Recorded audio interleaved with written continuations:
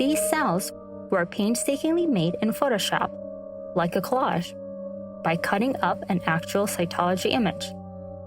And yes, we found it in the public domain. Because this is a scientific film about modern medicine's most elusive mystery: the uterus.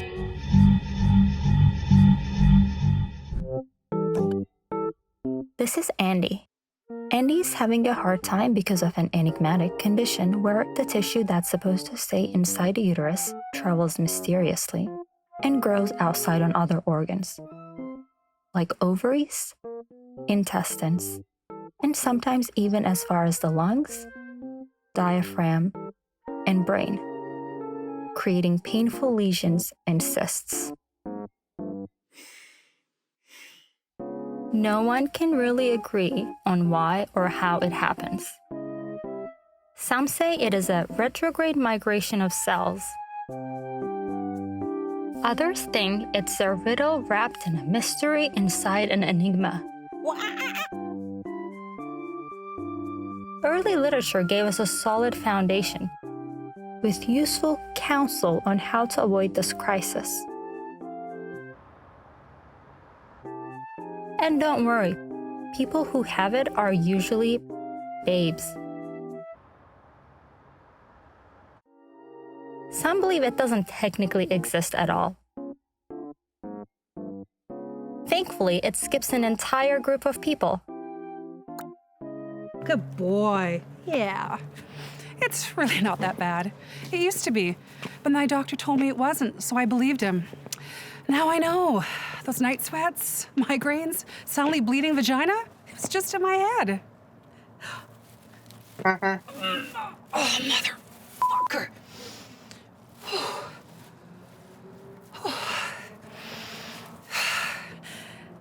It's fine. I'm fine. This mysterious condition is estimated to occur in 1 in 10 menstruating humans, including women, non-binary, and trans folks. That's about 200 million around the globe, or roughly the population of Brazil. But the only way to determine its true prevalence is to perform exploratory surgery on every menstruating human in the world. You can't see it with ultrasounds or blood tests. The only treatment options are burning or cutting it out, decades of medications, or removing organs, only to have it returned for many. Given its prevalence, why don't we have better options? Could it be the highly reliable and sophisticated funding bodies who have decided that $1 per patient per year is enough? No, I'm good. Being near the heat helps. If it's burning in there, there's less burning in here, am I right? Sure, chronic pelvic pain is often the most common symptom. Shit. But pain is just a part of life, right? A little help.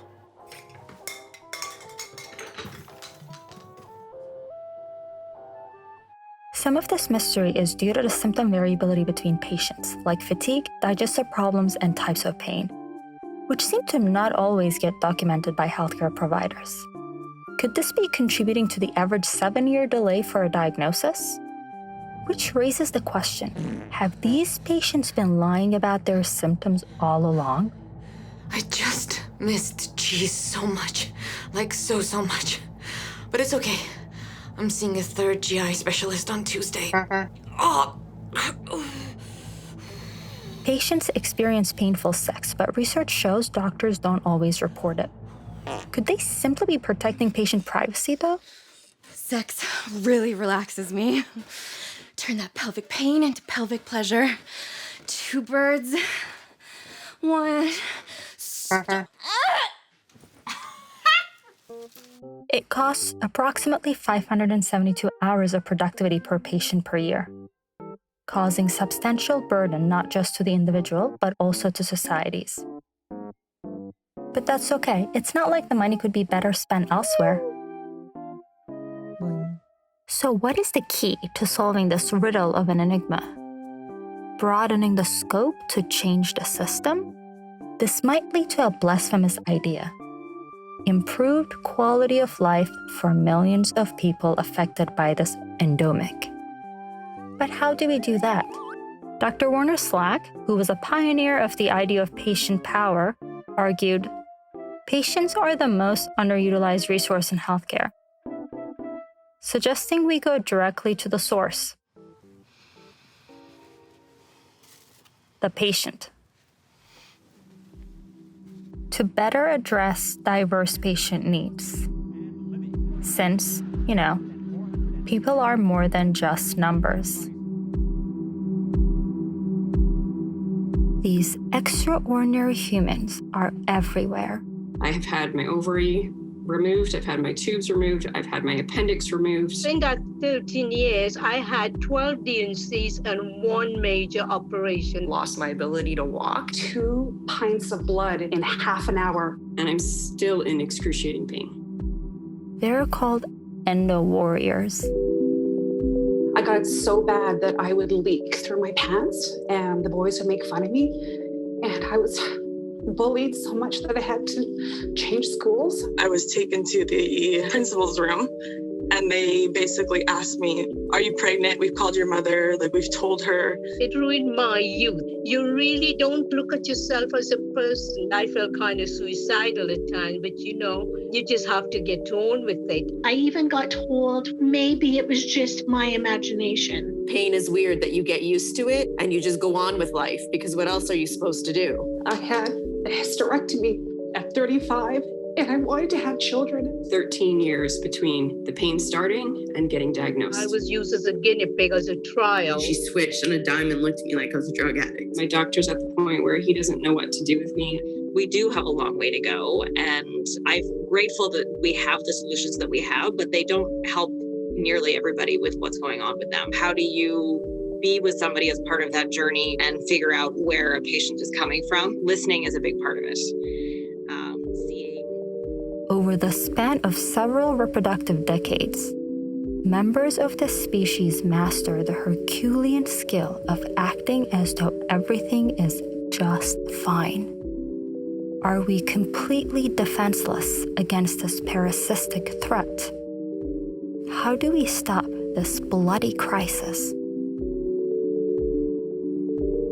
That we might never know. Mom? What's endometriosis?